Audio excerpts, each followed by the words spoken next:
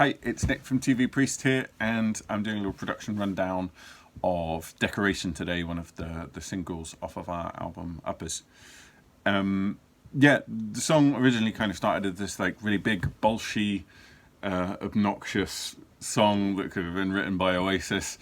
And it just didn't really feel like it was really our song, so we kind of just stopped ourselves in our tracks, stripped it down completely, rewrote the bass line, redid guitar parts, just took the guitar part out, and you can actually hear the original guitar, which once was kind of looped throughout the entire song, and is now just kind of just at the end as it kind of reaches its peak, I suppose.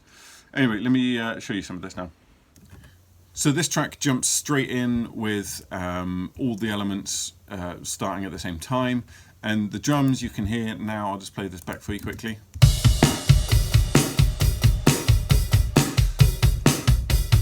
Very kind of standard straight, and then there's some layers, some toms, some additional percussion, and then you can hear the bass line.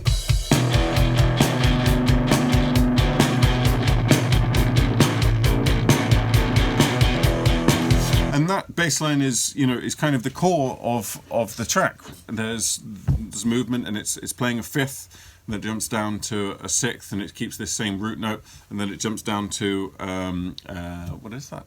A ninth. And so you've got these kind of strange harmonies which bubble and change and kind of conflict with one another, and that's what you hear, this kind of rolling kind of bass line.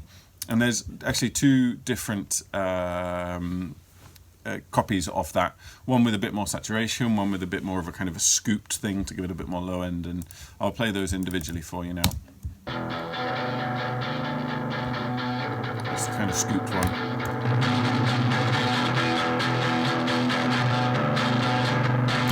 And there's that quite saturated one. And then again, as with a couple of the other tracks, there's this sub bass happening and rolling around underneath it to kind of give it that low end and that polished feeling.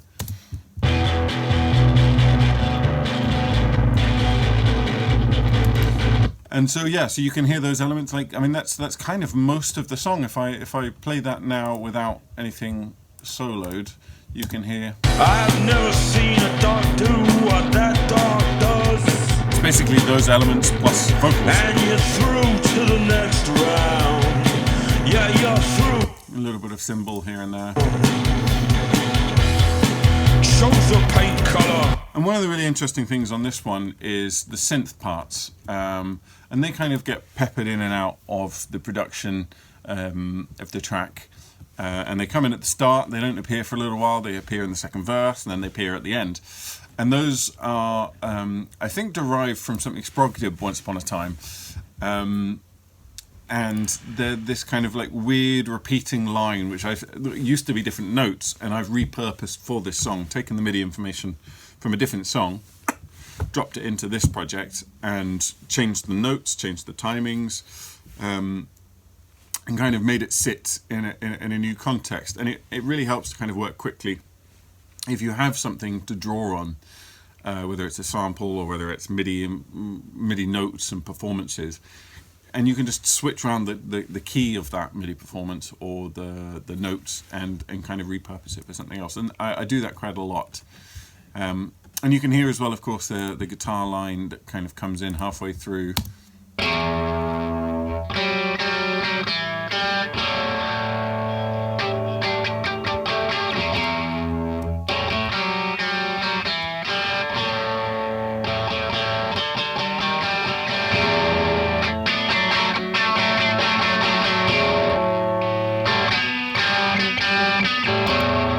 And that's actually one single take. It looks like it's kind of cut up a little bit, but that's just volume automation, ensuring that the chorus is a bit louder.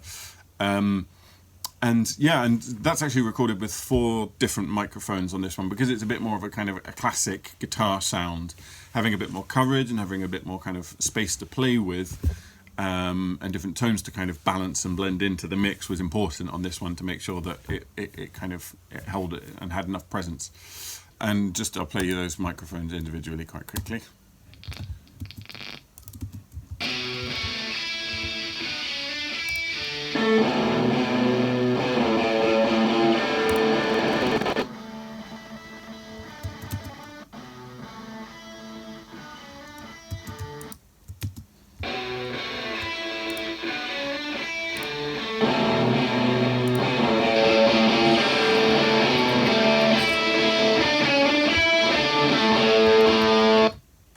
one other thing I'd quite like to show you, especially if you haven't got the record, the physical vinyl, is that we've put a little Easter egg in there where we've basically left some of the tracks, some of the feedback from this song in the run out groove on the record. And for those people who don't know, the run out groove's the bit at the end of the record which kind of continually loops and loops and loops and loops forever until you physically take the needle off, take the record off. So I've kind of recreated it a little bit here for you in the digital realm, and hopefully you can get a feeling for what it might be like.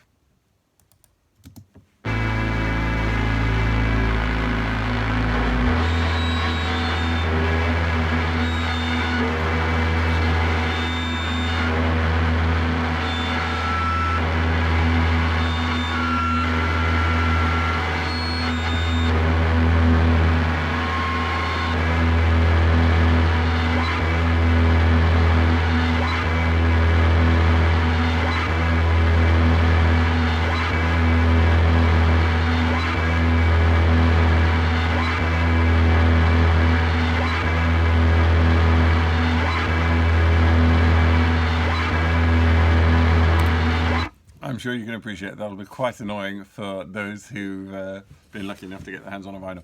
Anyway, thank you very much for listening and watching, and yeah, I hope you like the song, I hope you like the record, and let me know if you've got any questions. Thanks very much for watching. Cheers, bye bye.